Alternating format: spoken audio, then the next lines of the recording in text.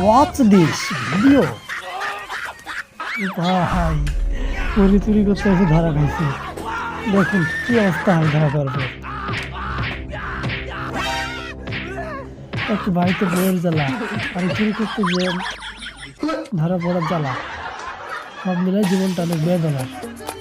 দেখা যাক এখানে কি হইতেছে।